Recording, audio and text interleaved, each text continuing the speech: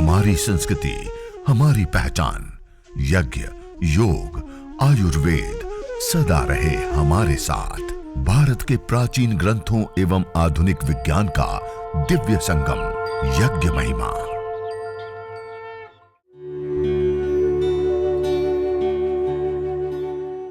भारतीय संस्कृति में यज्ञ, योग एवं आयुर्वेद जैसी अमूल्य विद्याएं हैं, जिसका मूल है वेद। इतिहास की ओर दृष्टि डालें तो भगवान राम, भगवान कृष्ण से लेकर राजा महाराजाओं, ग्रामवासियों व अरण्यवासी ऋषियों की कुटियों तक नित्य व नैमित्तिक यज्ञों का प्रचलन देखने को मिलता है। यज्ञ को, हवन को, अग्निहोत्र को करने पर जो गैसें बनती है उसके अंदर बहुत बड़ी मात्रा में अलग अलग प्रकार की गैसें होती है, अलग अलग कंपोनेंट्स होते हैं। एंटी एफ्लेमेटरी से लेकर के एंटी कैंसरस से लेकर के एंटी माइक्रो बायोलॉजिकल प्रॉपर्टी से लेकर के अलग अलग प्रॉपर्टी वाले अलग अलग बहुत सारे केमिकल उसमें पाए जाते हैं यज्ञ के धूम्र के अंदर। और वो हमने रिसर्च करके भी पाया। उसके बाद हमने अलग अलग प्रकार के जो व्यवहार में सबसे अधिक प्रयोग में आने वाले या जो पैथोजेंस बैक्टीरिया है जिसके कारण सबसे ज़्यादा बीमारियां होती हैं, उसमें से एक फंगल इन्फेक्शन करने वाले, चर्म रोग करने वाले, दूसरे आंतों से संबंधित रोग करने वाले, यूरिन से संबंधित रोग पैदा करने वाले, सरफेस के ऊपर फैल करके रोग पैदा करने वाले, हमारे फेफड़ों के अंदर फैल करके रोग पैदा करने वाले, चाहे वो टीबी के हो, चाहे वो निमोनिया के हो। इस प्रकार के अलग अलग कई सारे बैक्टीरियाओं को हमने लिया और गाय का घी, मिश्री, नारियल, काले तिल, वच, दालचीनी, काली जीरी, सौंठ, पिपली, ये कई सारी ऐसी जड़ी बूटियां हैं जिसका हम अपने घरों के अंदर प्रयोग करते हैं। दालचीनी से लेकर के, काली मिर्च से लेकर के, सौंठ से लेकर के, ये सारी चीजों का, नारियल से लेकर के, तेल से लेकर के, अलग अलग बहुत सारी चीजें जिसका हम प्रयोग ऑलरेडी करते हैं अपने घरों में। हमने इसकी एक एक चीज को जलाया, इन एक एक चीज को, खाली गाय के घी को जलाया, खाली गाय के घी को अंगारों के ऊपर डाला, उसकी धुनी की और उन बैक्टीरियाओं को हमने दिया, जिसके कारण आज पूरी दुनिया में 2.25 करोड़ लोग मर जाते हैं जिन बैक्टीरियाओं के कारण, जिसके कारण बीमारियां पैदा होती हैं और लोगों की मृत्यु और मेडिकल खर्च का बेहिसाब है। उन बैक्टीरियाओं के कारण होने वाला जो मेडिकल खर्च वो बेहिसाब है, उसके बावजूद भी जो मर जाते हैं उसका ही ये इतना बड़ा आंकड़ा है। और उन बैक्टीरियाओं को लेकर के हमने देखा, हमारे घर में रहने वाले काले तिल को कूट करके अंगारों के ऊपर डाल दो और उसकी धुनी कर दो, नारियल होता है उसको कूट करके अंगारों के ऊपर डाल दो और उसका धुनी कर दो, गाय के घी को अंगारों के ऊपर डाल दो, उसकी धुनी कर दो, दालचीनी है, लौंग है, वच है, कूटज है, मिश्री है, इन चीज़ों को डाल दो और उसकी धुनी कर दो। और वायुमंडल से लेकर के, सरफेस लेकर के, जहाँ पे भी ये जो सारे बैक्टीरिया जो सबसे अधिक कारण बने हुए हैं पूरी दुनिया में बीमारियों को फैलाने के, वो सारे के सारे बैक्टीरिया किल हो जाते हैं, नष्ट हो जाते हैं, दूर हो जाते हैं। ये एक बहुत बड़ी बात है। छोटी छोटी चीजें, हमारे पूर्वज, हमारे दादा दादी घरों में गुड़ और गाय के घी को थोड़ा सा अंगारों के ऊपर डाल के धुनी किया करते थे, खाली गाय का घी डाल करके धुनी किया, गुग्गुल को डाल करके धुनी करा करते थे, गुग्गुल और गाय का घी डाल करके धुनी किया करते थे, चावल को गुड़ के साथ थोड़ा मिक्स करके गाय का घी डाल करके धुनी किया करते थे। इस प्रकार के कितने सारे छोटे छोटे प्रयोग हमारे घरों में हुआ करते थे और किया करते थे, और आज हम उसको अवैज्ञानिक मान रहे हैं, आज हम उसको उपेक्षा से देखते हैं। ये चीजें उपेक्षा से देखने की नहीं है, ये अपनाने की चीजें हैं, ये वैज्ञानिक चीजें हैं जो हमारे पूर्वजों ने अपने आचरण में लाई थी। हाँ, हम उनकी अपेक्षा हम जरूर मूर्ख हैं कि आज हम स्प्रे का प्रयोग करते हैं, जिस स्प्रे का प्रयोग करने पर ना तो माइक्रोबायोलॉजिकल प्रदूषण दूर होती है, ना उसकी सुरभि सुगंधी से हमारे गुड हार्मोन्स बढ़ते हैं, अपितु यहां तक कि कैंसर जैसे घातक रोगों को हम आमंत्रण दे रहे हैं, वायुमंडल को प्रदूषित कर रहे हैं, जिस एक छोटे से कमरे के अंदर हम रहते हैं वैसे ही थोड़ा बहुत वैसे ही पहले से ही प्रदूषित होता है, और उसमें वो स्प्रे मार करके और उसको प्रदूषित जो हानिकारक गैसें है उसको मिला करके उसको हानिकारक बना देते हैं। तो कहने का अभिप्राय है कि हम अपने जीवन में जिन चीजों को कर रहे हैं उसको देखें और अपने पूर्वजों को हम देखें और वो जो वैज्ञानिक कर्म है उसकी ओर हम लौटें। आज हम जिस कोरोना वायरस से जूझ रहे हैं, लड़ रहे हैं, आप उससे बचना चाहते हैं, आप अपने घर के अंदर गाय के घी का धूनी कर दीजिए, गाय के घी से थोड़ा हवन कर लीजिए। कुछ भी आपके पास हवन सामग्री है, काले तिल तो सब जगह पे मिल जाते हैं, चावल तो सब जगह पे मिल जाते हैं, उसको ही ले लीजिए और उसी के साथ गाय के घी के साथ आप आम, पीपल, बरगद, गुलर, पलास, पाकड़, समी आदि में से कोई भी एक लकड़ी ली या गाय के गोबर के उपले ले लिए और उसमें आहुतियां दे दीजिए व्यवस्थित ढंग से। उसकी एक पूरी विधि होती है, उस विधि पूर्वक करिए। यज्ञ की जैसे पतंजलि योगपीठ से भी ये पुस्तक प्रकाशित है, वैदिक नित्य कर्म विधि। इसमें पंच महायज्ञ से लेकर के जन्मदिन से लेकर के दीपावली, होली आदि जो पर्व पर हम यज्ञ करते हैं उससे लेकर के सारी विधियां इसमें दी। तो जिस जिस पर्व पर, जन्मदिन से लेकर के वर्षगांठ से लेकर के, वो भी आप अपने हाथ से आप खुद यज्ञ कर सकते हैं। इस पुस्तक को लेकर के अभी नई ही पुस्तक आई है, वैदिक नित्य कर्म विधि पुस्तक, लेटेस्ट संस्करण। इसी प्रकार से आप YouTube के ऊपर भी स्वामी यज्ञदेव करके YouTube चैनल बना हुआ है, उसके ऊपर भी हमने बहुत सारी प्रकार की यज्ञ की विधि से लेकर के अलग अलग चीज़ें सारी हमने दी हुई है। उसको आप देखें, उसके साथ साथ आप कर लें, उस वीडियो को चला दिया, उसके साथ साथ मंत्रोच्चारण भी आपका शुद्ध होगा और आप कर पाएंगे, सरलता के साथ आसानी से कर पाएंगे।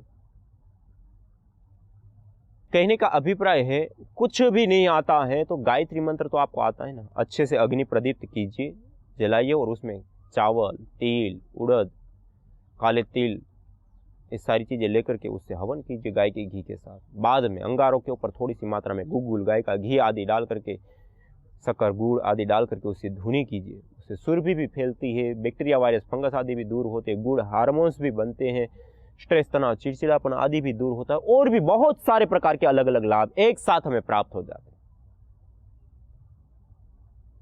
तो इस प्रकार से हम जरूर करेंगे। और आज कोरोना काल में मैं हाथ जोड़ करके आप सभी भाई बहनों से निवेदन करना चाहता हूं, इस कोरोना काल में जरूर आप यज्ञ करें। आपके पास हवन कुंड है तो अच्छी बात है, हवन कुंड नहीं तो हमने जो व्यवस्था की हुई है, आप ऑनलाइन सीधा अपने घर पे पतंजलि योगपीठ से आप मंगा सकते हैं। आप अलग अलग जो रोगानुसार हवन सामग्री वो भी ले सकते हैं।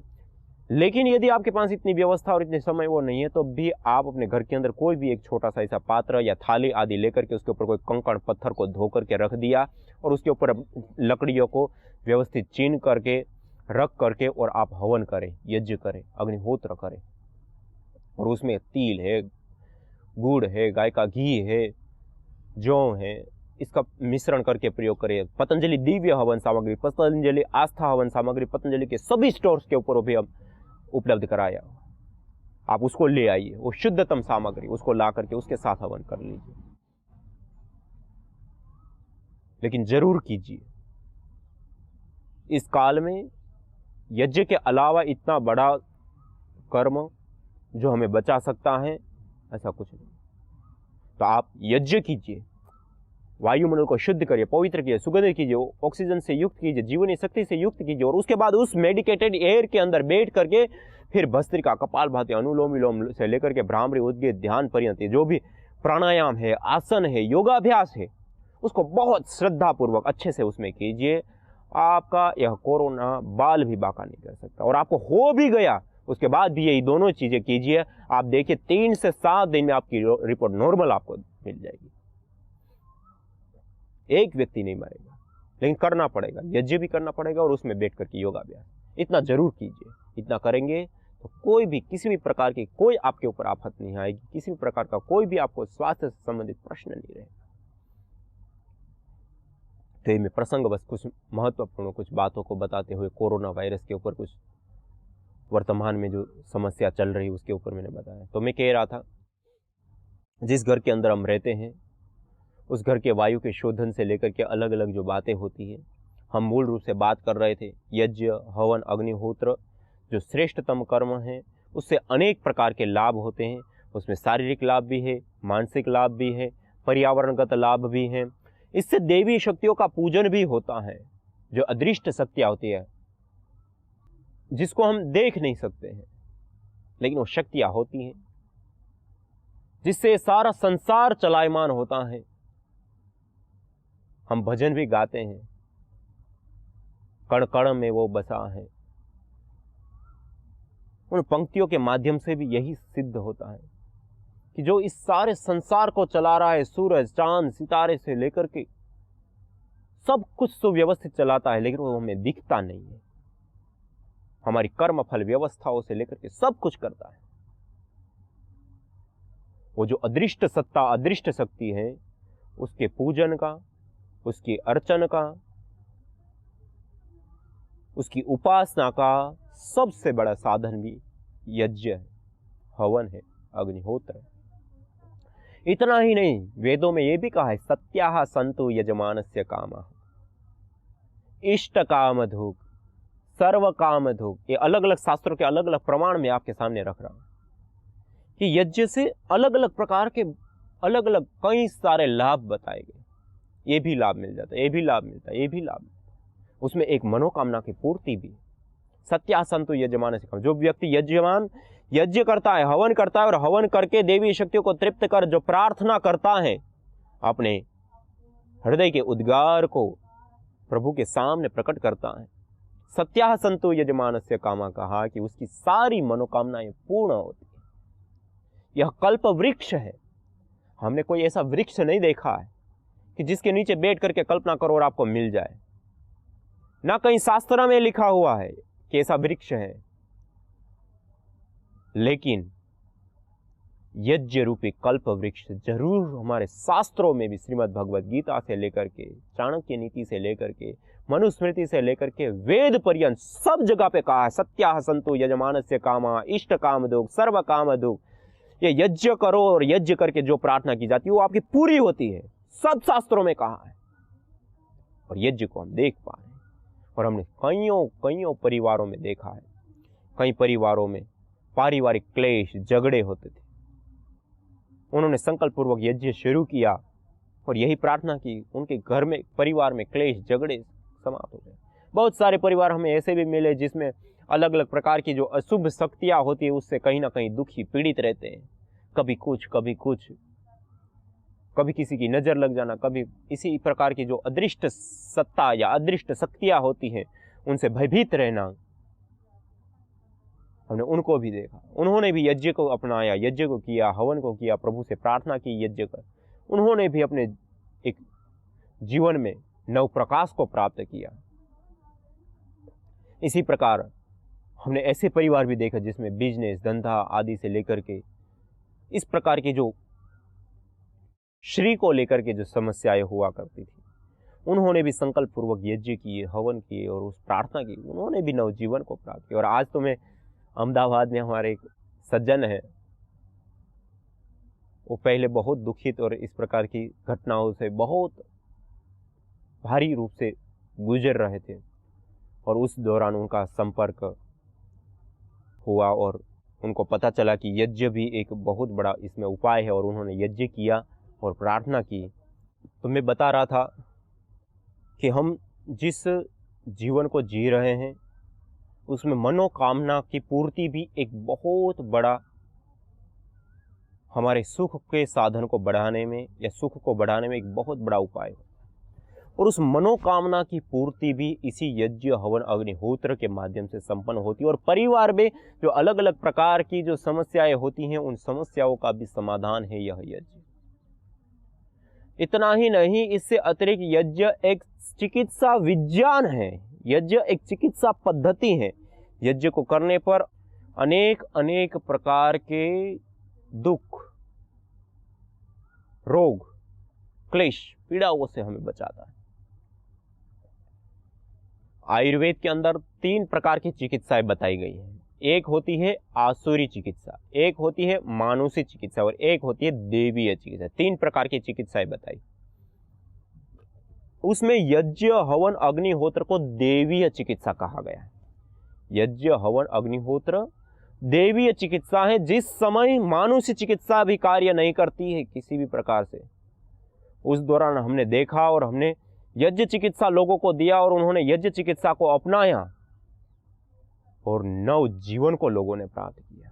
आज जिस मॉडर्न मेडिकल साइंस को हम कहते हैं कि बहुत आगे बढ़ चुका है, बहुत बड़ा इंफ्रास्ट्रक्चर है उसके पास, बहुत बड़ी रिसर्च है उनके पास, बहुत बड़े स्पेशलिस्ट अंग प्रत्यंग के डॉक्टर स्पेशलिस्ट हैं, और उसके बावजूद भी सब कुछ प्रयास बड़े बड़े हॉस्पिटलों ने, बड़े बड़े डॉक्टरों ने सब कुछ करने के बाद भी जिन साधकों को छोड़ दिया कि अब इसका कोई उपचार नहीं है, ये अब ठीक नहीं हो सकते हैं, या जिसको दया मृत्यु कहते हैं कि अब कोई ऐसा इंजेक्शन, कोई ऐसी दवाई खिला दे कि शरीर से मुक्ति मिल जाए, नवजीवन मिलेगा, इस कष्ट से, पीड़ा से वो बच जाए।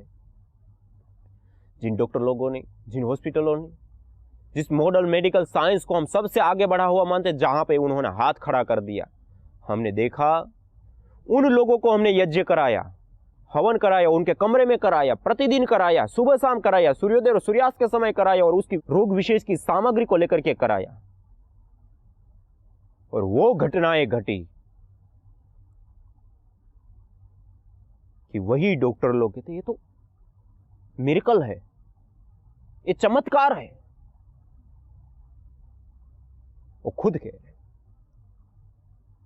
और हमने देखे लोगों को नव जीवन मिले, हमने देखे लोगों ने जो तड़प रहे थे, बिलख रहे थे, जो बिल्कुल ही कोई उसका सहारा बनने को तैयार नहीं था, कोई उनको उस केस को लेने को तैयार नहीं कि हम इसको ठीक कर सकते, वो सारे लोग भी यज्ञ चिकित्सा से हमने ठीक होते हुए देखे अपनी आंखों के सामने। और आप भी देखना चाहो तो स्वामी यज्ञदेव करके हमने यूट्यूब चैनल बनाया, उसमें एक प्लेलिस्ट बनाई यज्ञ चिकित्सा अनुभव करके, और उसमें हमने बहुत सारे लोगों ने जैसे क्रिटिकल अवस्था से लेकर के जो अलग अलग चिकित्सा के अद्भुत लाभ प्राप्त किए हैं, उनके स्वयं के अनुभवों को शेयर करते हुए वीडियो बना करके हमने डालने का प्रयास किया कि हम देखें यज्ञ चिकित्सा हमारे शास्त्रों में, आयुर्वेद ग्रंथों में तो सबसे श्रेष्ठ चिकित्सा बताई गई है, जिसको देवीय चिकित्सा बताई गई है।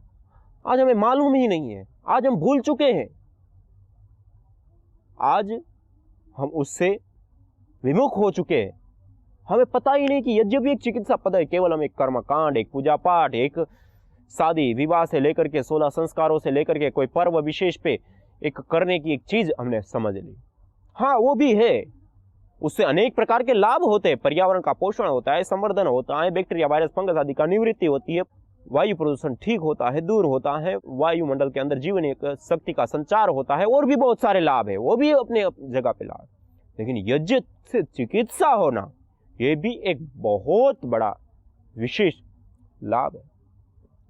इसलिए हम स्वयं यज्ञ करें, हवन करें, अग्निहोत्र करें, सामान्य अवस्था में भी करें, और हम यदि बीमार हैं तो बीमारी को ठीक करने के लिए या आप देवीय चिकित्सा को अपना रहे, देवीय चिकित्सा से आप अपनी ट्रीटमेंट कर रहे हैं, अपने स्वास्थ्य का संवर्धन कर रहे हैं। इसलिए आप इस यज्ञ को, इस हवन को, इस अग्निहोत्र को अवश्य करें, और इस यज्ञ को, हवन को, अग्निहोत्र को करेंगे तो निश्चित रूप से आप स्वयं देखेंगे कि ऐसे अद्भुत चमत्कारी लाभ प्राप्त करेंगे कि आपने भी कभी कल्पना नहीं की, और हमने भी नहीं की थी कि ऐसे गंभीर अवस्था के रोगी भी, कि जहां पर मॉडर्न मेडिकल साइंस के बड़े बड़े धुरंधर डॉक्टर जिसको कहे जाते हैं, बड़े बड़े हॉस्पिटल जिसको कहा जाता है, वो जिनको जवाब दे दे, वो लोग भी ठीक हो सकते हैं। हमने नहीं कल्पना की थी, लेकिन आज हुआ है, हमने देखा, और आप भी करके पाप प्राप्त कर सकते हैं। और इन बहुत सारे परिणामों को देखते हुए भी, दूसरा हमारे शास्त्र प्रमाणों को भी देखते हुए, और ये आज आपको कहते हुए गर्व है, आज पतंजलि योगपीठ से यज्ञ योग आयुर्वेद चिकित्सा, यह पुस्तक पतंजलि योगपीठ से आज एक नई प्रकाशित हुई है, और इसके अंदर आयुर्वेद के जो यज्ञ चिकित्सा के जो अलग अलग प्रमाण सहित बातें बताई है और कौन से रोग में कौन सी जड़ी बूटियों को लेकर के हवन करना चाहिए और किस प्रकार से उसको फॉलो करना, आदि आदि पूरी यज्ञ चिकित्सा के ऊपर विस्तृत पुस्तक है। यज्ञ योग आयुर्वेद चिकित्सा, रोगानुसार यज्ञ, रोगानुसार योग और रोगानुसार आयुर्वेद, पथ्य प्राकृतिक चिकित्सा, सब कुछ इसमें दिया हुआ है। और इसमें हमने पूरी डिटेल पूर्वक बताया है कि कौन से रोग में हमें कौन सी सामग्री का प्रयोग करना है, कितनी मात्रा में प्रयोग करना है, किस विधि से यज्ञ करना है, कितनी देर यज्ञ करना है। सामान्य विधान है, आयुर्वेदेषु यत् प्रोक्तम यस्य रोगस्य भेषजम तस्य रोगस्य शान्त्यर्थम तेन तेनैव होमेत्।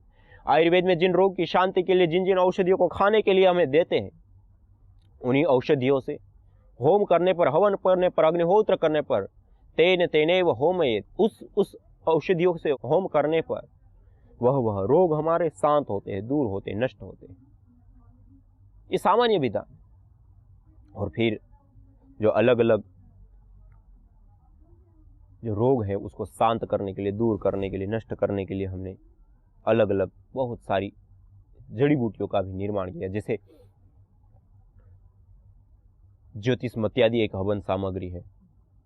ज्योतिषमत्यादि हवन सामग्री के अंदर आप लोग लिख भी सकते हैं इन सामग्रियों को, इन नामों को स्वयं बना सकते हैं, या फिर उसके साथ साथ आप इन सामग्री को तैयार लेना चाहे तो ये पतंजलि योगपीठ से हमने बनाई भी है।